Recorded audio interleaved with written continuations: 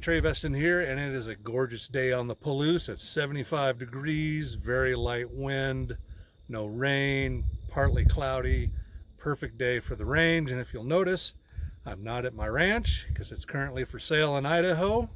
You need 10 acres with the 4,500 square foot shop, barn, 3 corrals, couple of building sites, couple wells, septic, ready to build on for 500 grand. Look it up. 5928 Highway 95, Potlatch, Idaho is the address, so look it up. Anyway, today I am going to shoot one of the most anticipated firearms in a while. It's my new Tisas, and this is the Yukon, not the Yukon Carry, it's the Yukon two-tone. There you go. And initially I bought this a while ago, just took possession of it last week on the September 11th fittingly. And I was going to shoot it right away, but I noticed one side of the slide wasn't machined quite right, so it's a little wavy. This side is just mirror polished, perfect. The other side, not so much. And it bothered me. I contacted Tisas. I sent them an email. They replied, send in more info and pictures. I did. Haven't heard back from them. A couple weeks ago. So it looks like customer service is not exactly Ruger level. So I've decided I might just live with it. Just shoot the darn thing. It's a $600 1911. It's gonna bug me, but whatever. It's a Turkish made 1911. The other gun I got from Tisas, the D10 10mm, was perfect. And so no complaints about it. So far I'm running 50-50 with Tisas and quality pistols. So let's shoot it. If it shoots well, it's accurate, count our blessings and keep it. So, alrighty, let's get to shooting. Okay.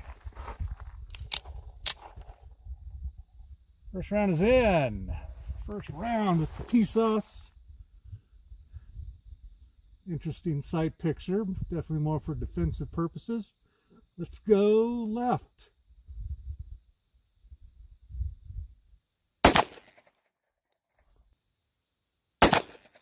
Oh, that's a great trigger.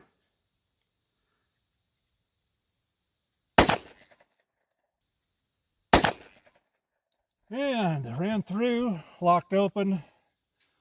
Got a little oil on there, did a little pre-oiling. Worked. Okay. Can't see. It looks like it might be hitting pretty high. Now we're going to do LD10.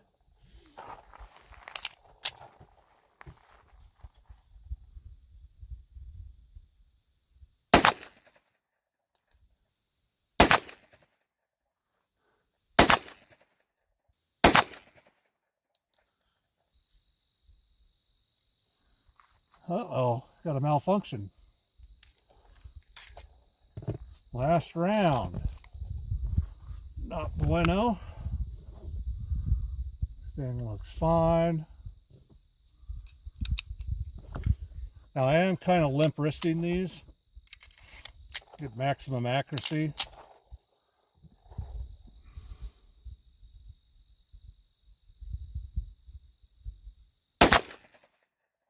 Alrighty, let's take a look how it like the cheapo federal stuff. Okay, here we are, and the Yukon D10 is definitely sighted in high. And fixed sights, nothing I can do about that. I'll just have to double check my point of aim, make sure I'm concentrating enough. Yeah, they're high, but it's a pretty tight group, looks like about 2 inches. So that's acceptable for self-defense. They're centered.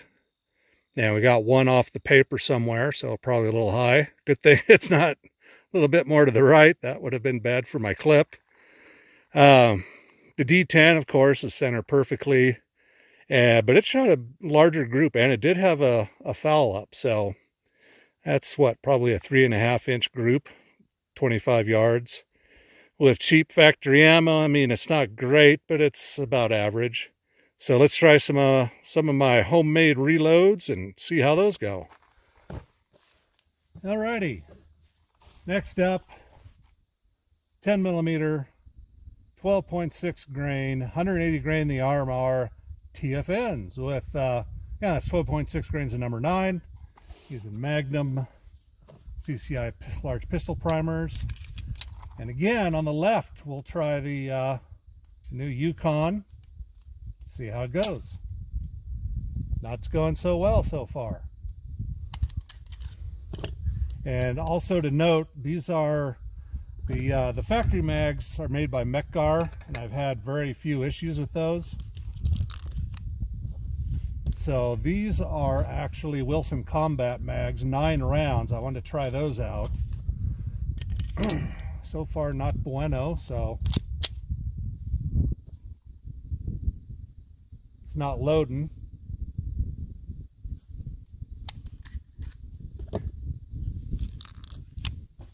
See what's going on here. Try it with a factory mag, make sure it's not a magazine issue. And no, my the chamber's too tight for the bullets. Interesting. Huh. Well, let's try them. Will they work?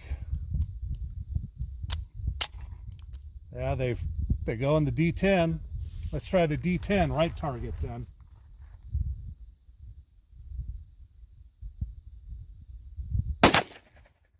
Those are snappy.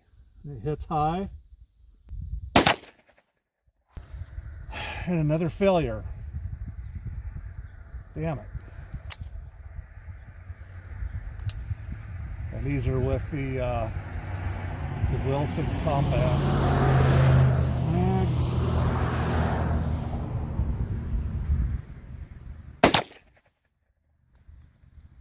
Again, I think it's the loads. I did not crimp these enough, apparently. I don't know. You release the mag, it goes forward. That one went.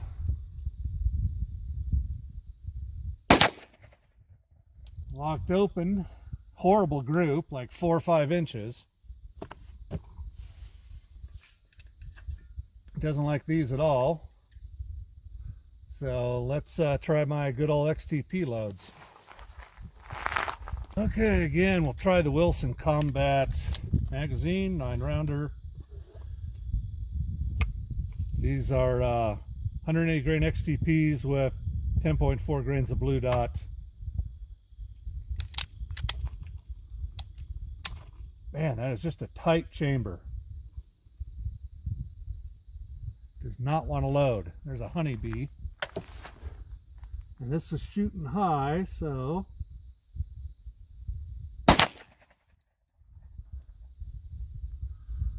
still shooting high.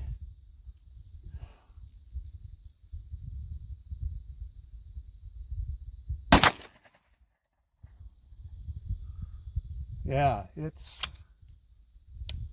does not like these.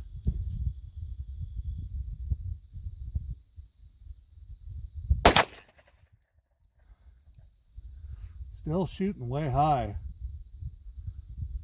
And still not release the magazine.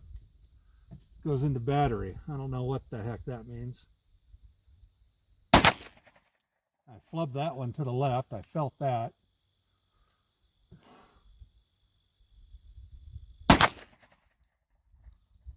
Oh man, this gun does not like these. Back to the drawing board. Alrighty, these are not confidence inspiring at all. Again, only 4 shots on paper at 25 yards. Got all 5 with the D10, but horrible group. Yeah, neither one, I don't know what's going on. Could be the magazines, could be the reloads, but I've been making reloads for 10s, and the chamber's obviously a lot tighter on that D10, but well, back to the drawing board. Okay, enough of the slow fire stuff and trying to get groups. I just want to make sure this pistol works. So I'm using 8 rounds. Now actually, what have we got here? Okay. Wilson Combat, 9-round mags, the Federal factory stuff. I just want to make sure this thing works. So let's just do some fast shooting. Obviously I can't shoot too low. I'll blow up my target. I'll try to keep them high enough, and we'll just see how it does at 7 yards, rapid fire, make sure this thing's functioning with the Wilson Combat mags with factory ammo.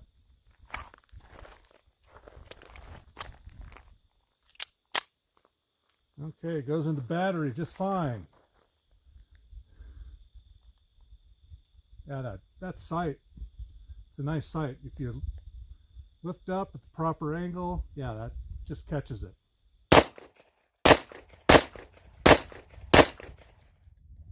Oh, we got a stoppage. Nice little group, but doesn't count if you're dead, I guess. Yeah, this is not wanting to feed. These are factory Federal brass. It's good stuff. This pistol doesn't want to feed. So, but we had a stoppage. The Wilson Combat mag. Let's try the factory mech guard mags. We'll rule that out. All right. That's not bad. Let's just finish out the last, I think, 3 rounds. 1, 2, 3, 4, 5, 4 rounds.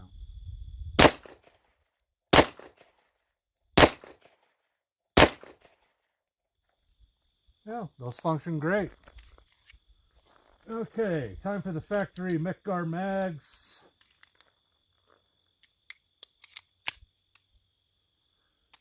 Alrighty, where should we shoot? Now with the factory mag, wouldn't go into battery. Factory mag, factory ammo.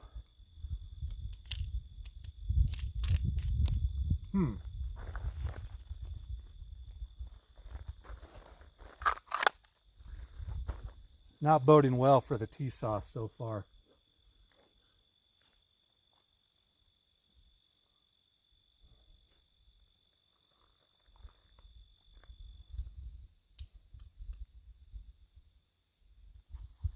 Okay, factory 8-round mag designed and built by Mechgar. Should be good. I've never had a problem with my D10 mags.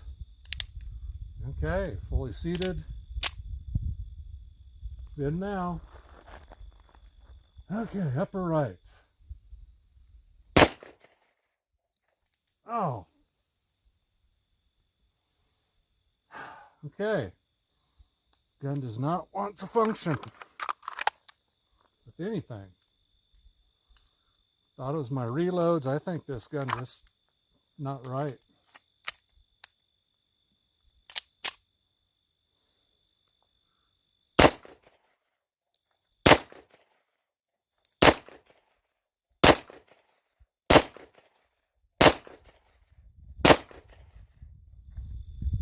And then it functions and we get a nice tight little group. I think all we have to do is keep shooting this thing, but I am out of the factory stuff, so I'm gonna have to try some of my XTPs, see how they do. Alrighty, factory Mechgar with XTP reloads with the 12.4 grains of blue dot. See if we can get this thing to run. Went into battery, so far so good. Not bueno. Point of aim was good.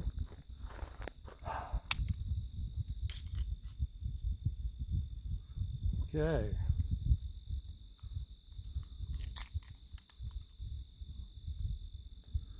Let's just keep shooting. Wait, that's the factory. Do the Wilson Combat mag. Won't even feed. Man, this thing is tight.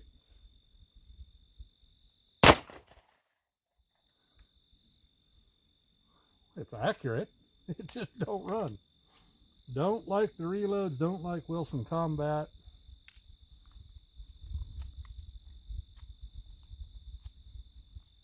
Don't like factory.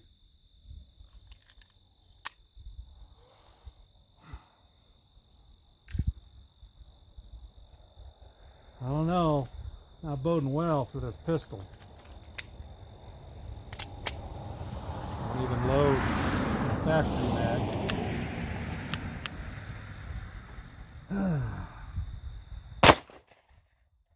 Accurate as hell. Jams every time.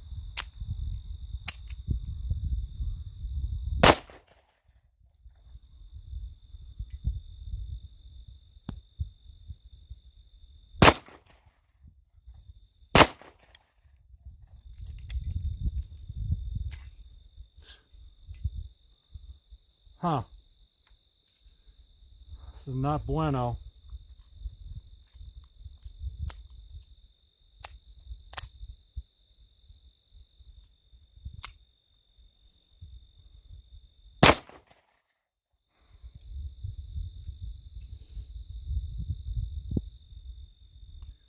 Okay. Let's try the D10. Rule out the reloads. Make sure it's the pistol. Okay, now we've got the D10,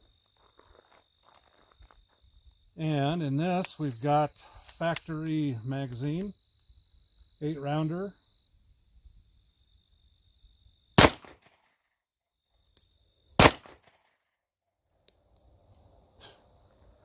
Okay.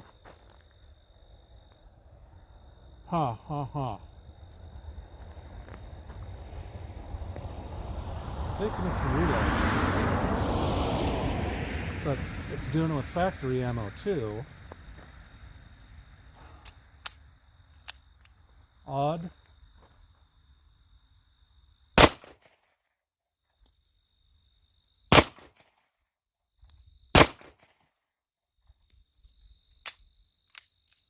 And the same thing.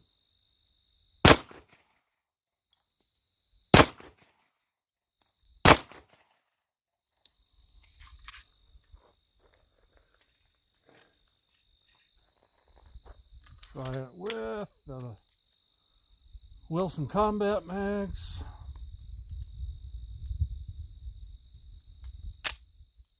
Went in, but it's a little tight.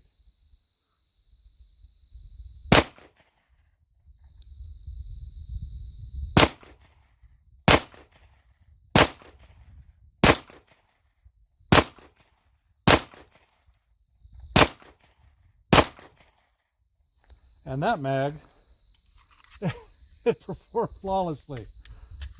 Oh, gotta love 1911s.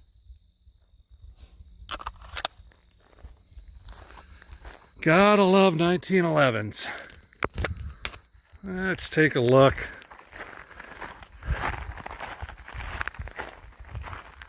That's the last, I think, 16 rounds right there, 7 yards. So it did. The D10 does well. The Yukon was grouping okay. And we're just rapid fire 7 yards, and so the pistol's accurate, but it's just not. It's not liking anything I'm throwing at it. So it's not like it's a Glock G29. Huh. Alrighty, let's do an after action report. Okay, here's a little note on the ejection. I just had 3 of the factory Federal 10mm rounds left, so I ran them through the Yukon 2-tone with the factory mags, and of course it jammed on all the factory ammo. But I was because I lost a lot of brass today. I'm missing like 10 pieces of brass, and usually extraction's pretty consistent. I have no idea where it went, so I fired the last 3 rounds just at nothing into the dirt. But I watched where the rounds went, and so sitting here, the first round went right here.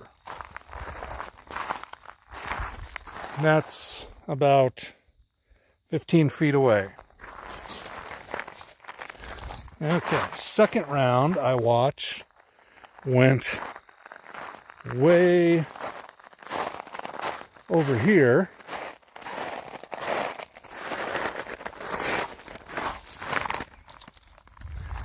And that's about 30 feet away. And then the third round went right here, about another 5 feet closer. So yeah, extraction is extremely erratic with that pistol. So there's that little bit of info. Okay, here as promised is the AAR, or after action report of today's shooting session with my new Tisas Yukon two-tone. And it was not a good range session. Yeah, I thought it might be my reloads, but it didn't like factory ammo. I thought maybe it might be the aftermarket mags, but it didn't like the factory mags. So it's clear. It's a beautiful pistol. It's really cool. It's a commander size 1911 and 10 millimeter, which is kind of a grail gun for me. But I think if I want one that's going to work well, I'm going to have it looked at by a gunsmith, because I know I've been pretty lucky. I've got 6 or 7 1911s, and they've all been flawless. And I haven't had to have anything done to any of those until today with this Tisas. And then the Tisas D10 was having some issues too, but in previous range sessions it's been good. But so that might have been a combination of the mags, maybe the reloads, maybe some of the cases didn't get sized properly. I don't think it had an issue with the factory ammo at all, so that's probably a reload issue. I don't know what to do to improve these. You know, I can always polish the throat a little bit. I know a lot of 1911 guys say you just need to do a little extractor tuning. I have no idea how to do that. I can barely field strip this thing and clean it. So that's what I'm going to do. And then I'll do some more reloads, try some other factory ammo, and just try to pin down exactly what this pistol doesn't like. At this point, you know, I don't know. That first Tisas was such a good pistol and just a great shooter, but it started having issues today. So I don't know. So far I'm 50-50 with Tisas, but at this point I can't recommend the Yukon, especially with the slide, the waviness in that slide, and the factory unwilling to move forward with the claim on it apparently. Some people on 1911 forum said that you just have to be patient. There could be several weeks before they send you out a shipping label for the slide. Others said, well, it's a cosmetic issue, so they're not going to honor it anyway. And there's only a 30-day warranty on these. So, and it is shooting high for some reason. So for that reason alone, this is just a range toy. I could never rely on this for self-defense. And certainly not a barbecue gun either, due to the improperly machined slide. It sticks out like a sore thumb. So there you go. Trey Veston, not a happy camper with the Tisas. And I live in a pretty rural area. I don't know of any 1911 gunsmiths, but surely there's got to be some within 100 miles of here. I'll have to look it up. I've never had to find one, but we'll see. I don't know how much it's going to cost to get this thing tuned and see if I can't get it to run reliably. But I think we'll try that next, because it's a cool little pistol.